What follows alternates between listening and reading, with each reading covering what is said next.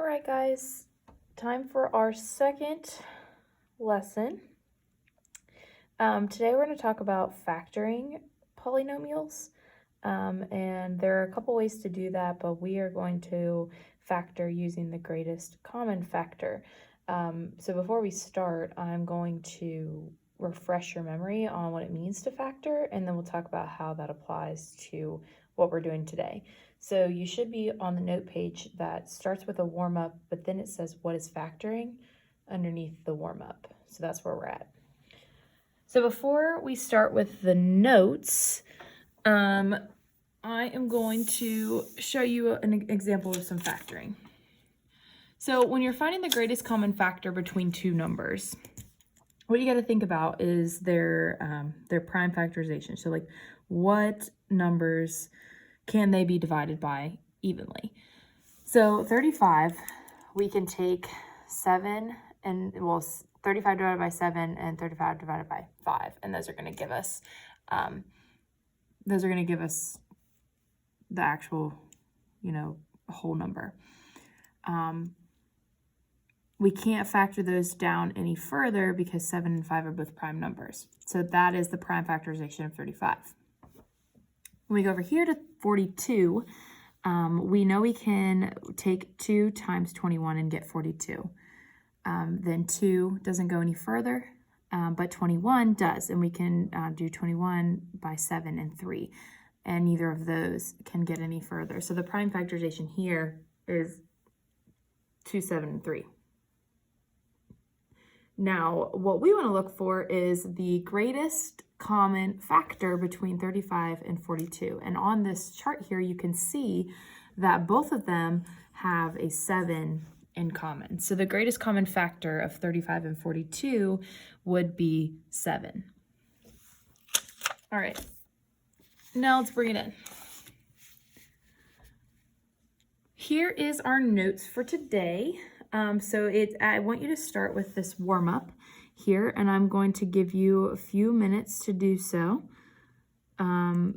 Actually, I want you to pause the video and do it, and then start it up again and check your answers, because I'm going to write the answers in. So just pause your video, do them, and then check your answer with me shortly.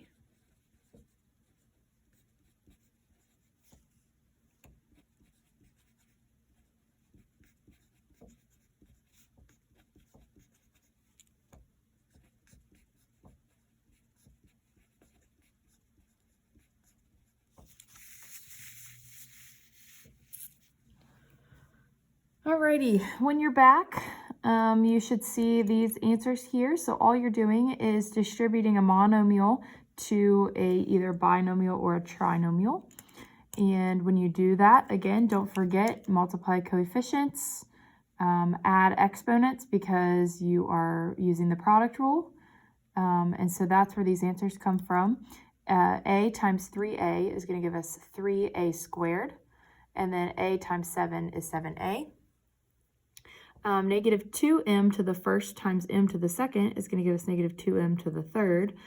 Negative 2m to the first times 6m to the first is going to give us negative 12m to the second. And then negative 2m times negative 1 gives us positive 2m.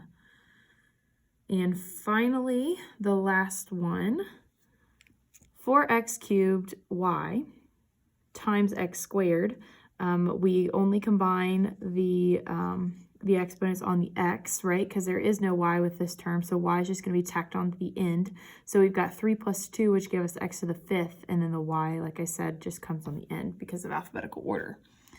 Then we have 4x cubed y times negative 2y, and we have our 3 because there is no x, so x to the third just comes in there. And then we have a 1y here, a y to the first there, and a y to the first here, and so add them together, y squared. All right, so we're going to talk about factoring. What is factoring when we're talking polynomials? So we know what factoring is when we're just talking any normal number. Again, factoring is breaking it down. What can you multiply together to get those numbers? breaking it down to the prime factorization. Okay, which one is the largest one that they have in common? That's factoring in general. For this, factoring, we're going to separate, well, separating. Factoring is separating a polynomial back into a product.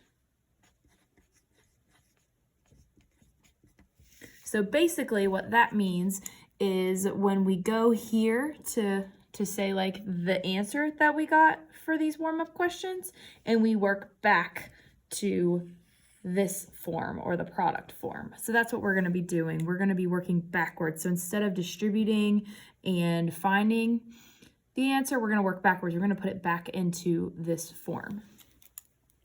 So we're going to first look at what simplest form means. So simplest form is this form over here. After we combine like terms and we multiply and distribute and all that stuff, simplest term is this. So for our particular equation that we're going to work with right now, this is simplest form. And then the factored form is going to look like this.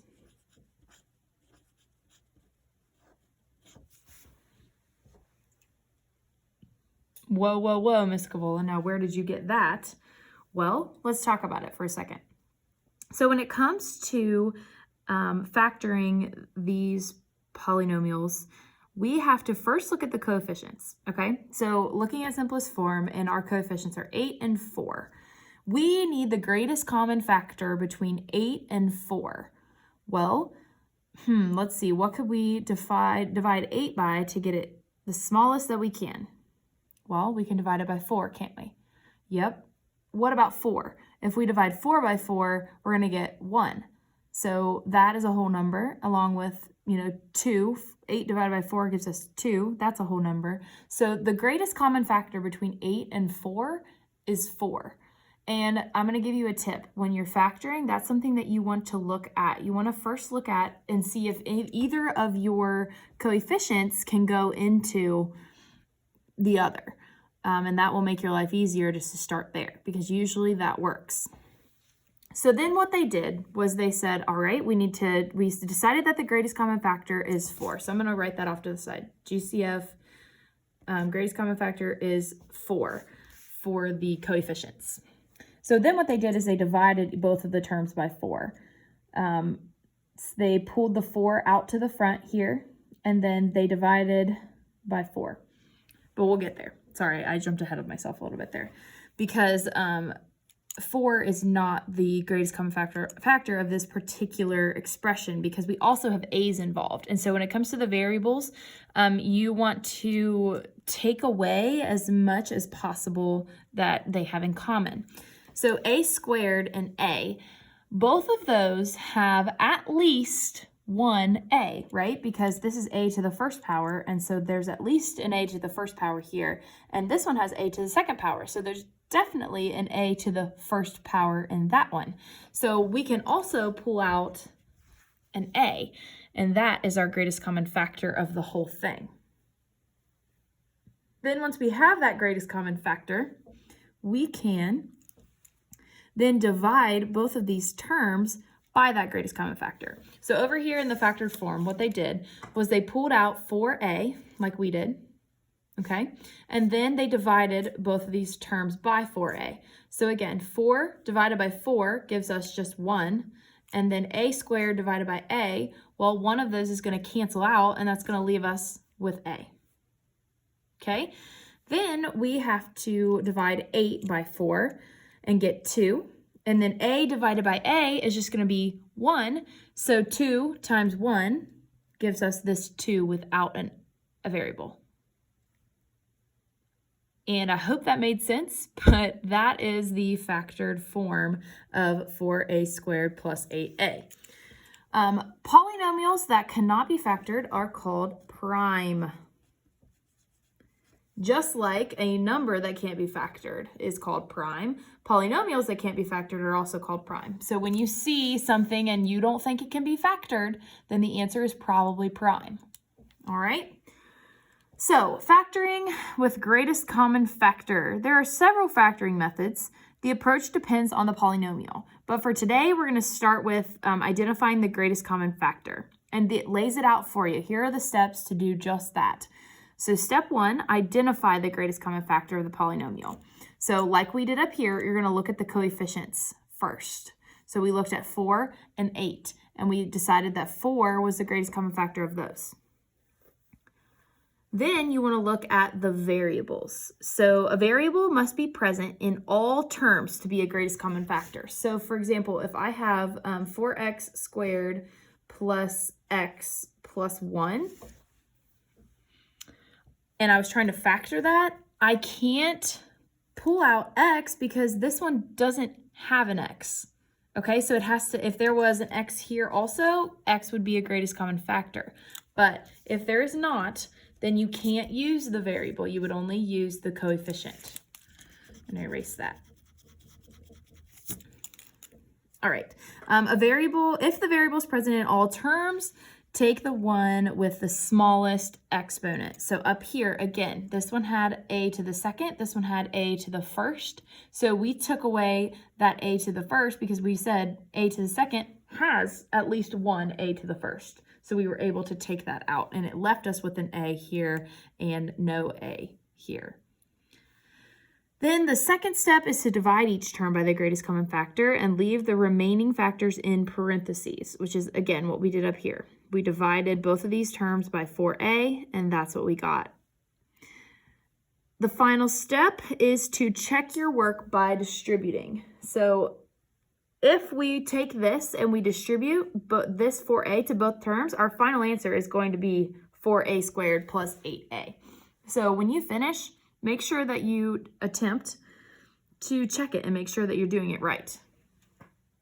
The last thing that I want to remind you is that you have to make sure that you find the greatest common factor, okay? Because some of these you'll be able to pull out a smaller version, and it will still work, but that's not the fully factored form. It has to be greatest common factor, okay? Uh-oh, I kicked it. That's all right. Okay, let's go ahead to do some examples. So it wants us to factor the polynomials and then check our work. All right, 3x plus 12. Let's look at the coefficients to start with. What goes into both 12 and 3 evenly? Well, my first thought is to try this number right here. Can 3 go into 12?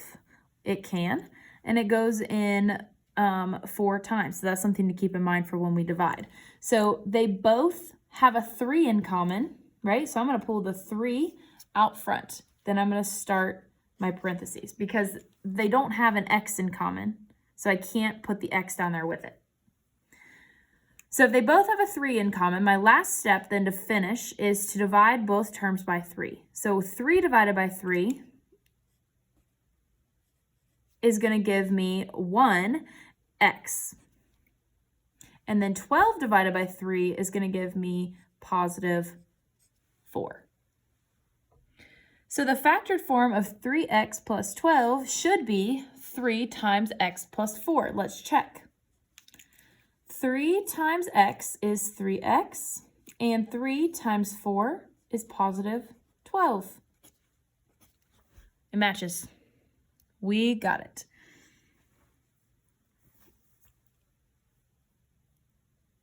All right, let's do number 3. So looking at number 3, 8m plus 36n. 8m plus 36n. So we've got 2 variables, but that's okay. But we still have a common factor in our coefficients. So what is the common factor between 8 and 36? Well, let's think about my point up here. If we try and use this smaller number, does 8 go into 36 evenly?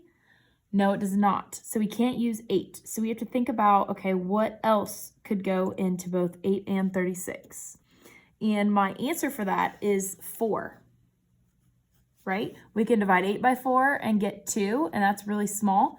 And we can divide 36 by 2, or by 4, sorry, and get 9.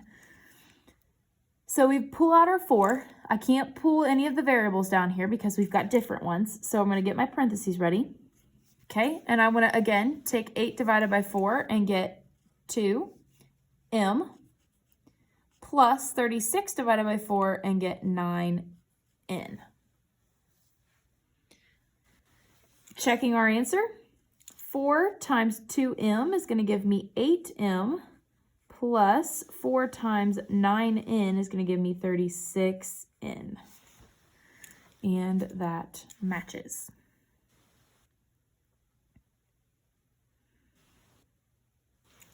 All right, let's go on to the back.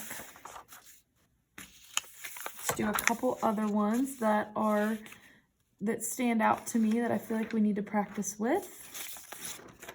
Let's do number 6. So number 6, can you see it? Sorry, I'm turning it sideways. Number 6 has 4y squared minus 24y. So first thing, again, we're going to look at is the coefficients. What goes into both 4 and 24 evenly? And we want the number that is the largest. So let's try 4. Can 4 go into 4? Yes, it can. What about 24? Can 4 go into 24? It can. It goes in 6 times, so that works. So I'm going to pull out a 4. All right, then we have variables now. We have 2 of them. One is y squared and one is y. So we need to decide if we can pull out any of those variables and put them out in front with it. So we want to look for the variable with the smallest exponent, and that's how much we're going to take. So y to the first power is the smallest exponent. So we're actually going to pull that y out, and then now we're going to divide both of these terms by 4y. So 4 divided by 4 is going to give me 1, and then y squared divided by y is going to give me y to the first power. Okay, then we have negative 24 divided by 4, which is going to give us negative 6. And then y divided by y just gives us 1. And so 6 times 1 is just 6. So our final answer is 4y times y minus 6.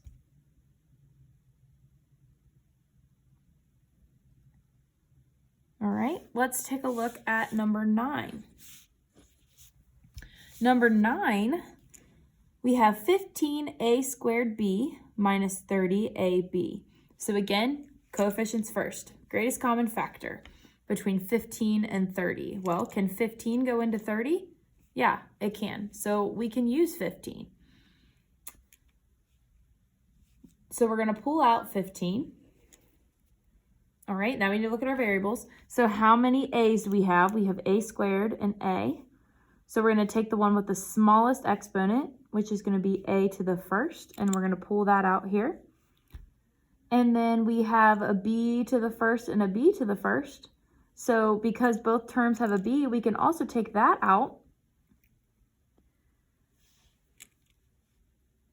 And now we're ready to divide. So 15 divided by 15 is going to be our 1, and that leaves us with 1, right? So I'm going to put my 1 here. Then we've got a squared divided by a, which leaves us with an a. And then b divided by b just leaves us with 1. And so all we have right here is a 1a. Because those cancel, this cancels to 1, and this cancels to 1 as well. 1a, and then this cancels to 1. All right, now we need to do this one. So negative 30 divided by 15 gives us negative 2. And then because this has an a and a b, and this has an a and a b, when you divide those, you're just going to get 1. Anything divided by itself is 1. So that leaves us with a minus 2 in the parentheses. And if you were to distribute, you would get this as your final answer.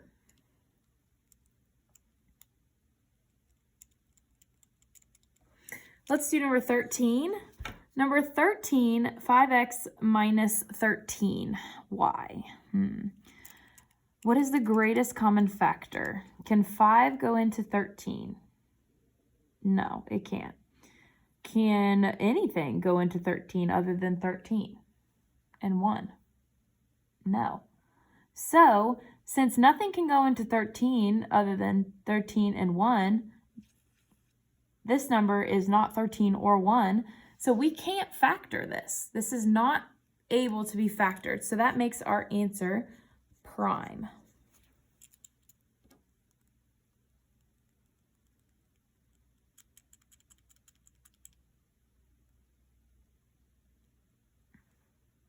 Okay, let's do number 18 now. It's getting a bit longer here.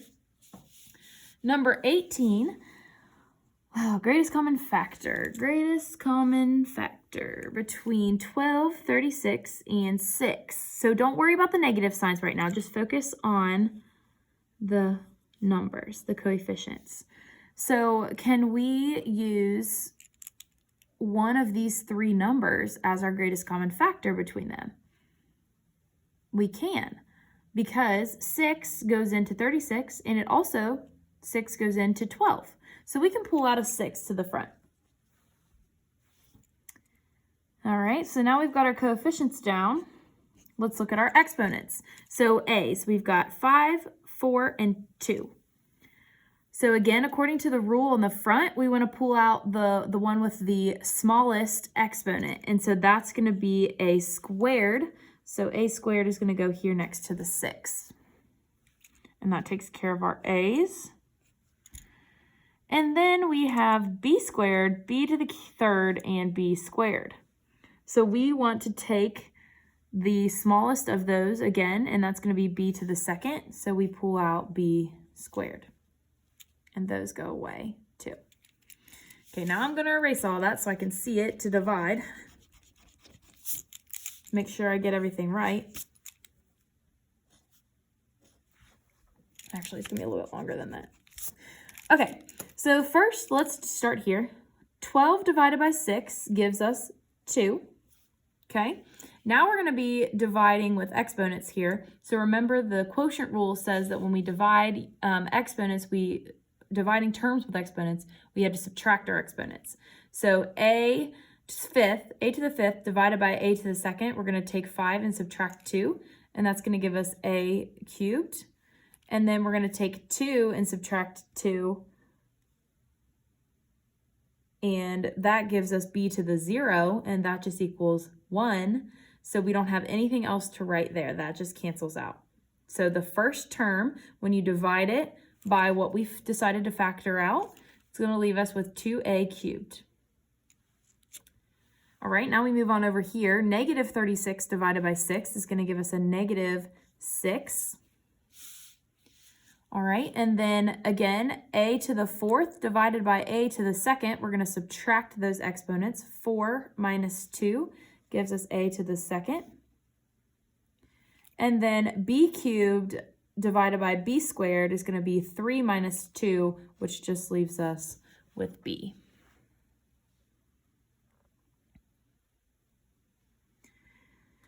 And finally, our last one, negative 6 divided by 6 is going to give us negative 1. And then a squared divided by a squared gives us a to the 0 power, which is 1. And b squared divided by b squared gives us b to the 0 power, which is 1. So our final answer is going to be negative 1 times 1 times 1. But we don't need that, so we're just going to leave it as negative 1 at the end. I know that these kind of can be complicated, but if you take your time and you really focus on what that greatest common factor is going to be, you will get this. I want you to work through as many of these as you can. I want you to attempt, out of 24 of them, at least 12. Okay, and in that 12, I'm including some of these difficult ones down here at the bottom. So when you submit your note page today, I want to see at least half of them completely finished. If you have any questions, again, email me. I'll be available to you from 10 to 12 and potentially other times during the day. It just depends. But just reach out to me and I'll get back to you as soon as I can. Thanks, guys.